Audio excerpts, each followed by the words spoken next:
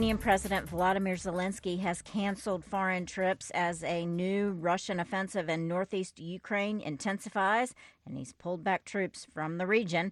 Meantime, Russia's defense ministry says it shot down 10 U.S.-supplied Ukrainian missiles targeting Crimea.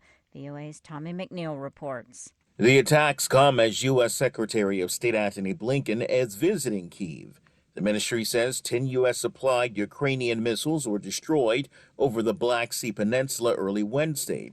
A local governor says air defenses shot down several Ukrainian missiles over the Black Sea and near the Belbek Air Base. He says the fragments of downed missiles fell into residential areas but caused no casualties. Blinken, who arrived Tuesday on a two-day visit, sought to rally Ukrainian spirits amid a new Russian offensive, assuring them billions of dollars in American military aid are on the way. Tommy McNeil, VOA News. AP correspondent Charles de Ledesma reports on a Filipino activist flotilla in the South China Sea.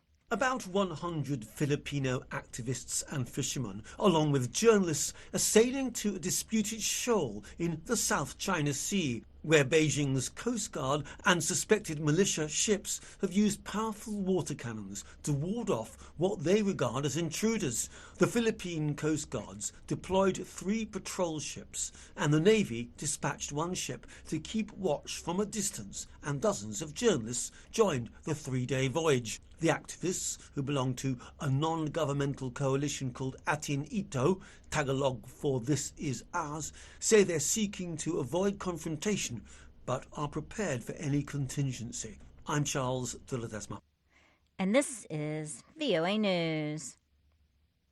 U.S. President Joe Biden and his Republican challenger Donald Trump have agreed on 2 televised debates before the November election. We'll have more on that in later newscasts.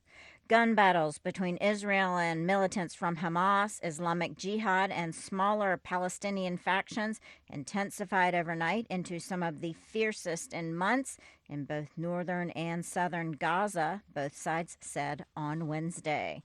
Well, it's off today, the hush money criminal trial of former U.S. President and presumed Republican presidential candidate Donald Trump.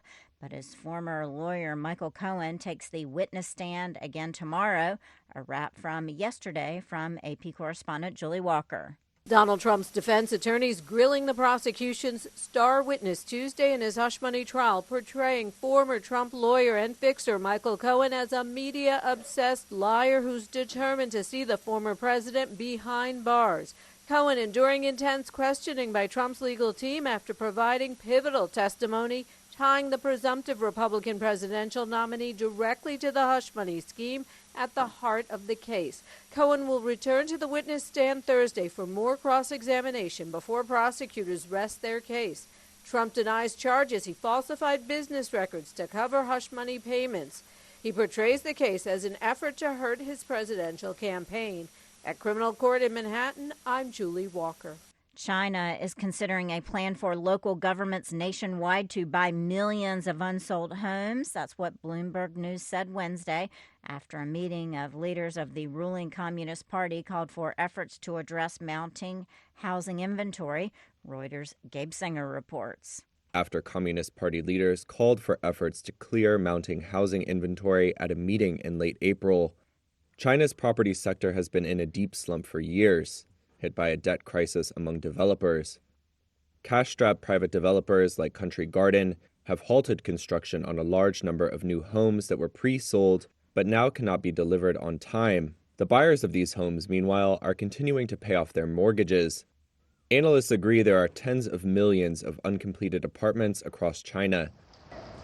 Policy measures since 2022 have failed to turn around the sector, which represents around a fifth of the country's economy. That was Reuters' Gabe Singer reporting.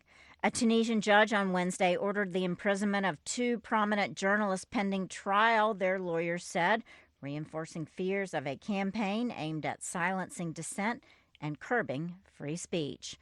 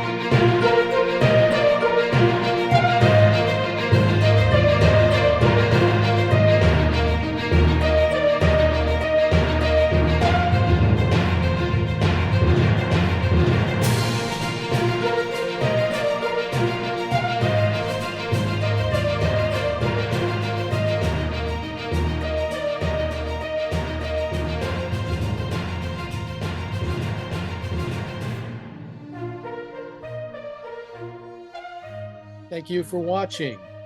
Can you do me a favor? Please leave a comment in the comment section below. That would really help. Thank you, and see you again soon.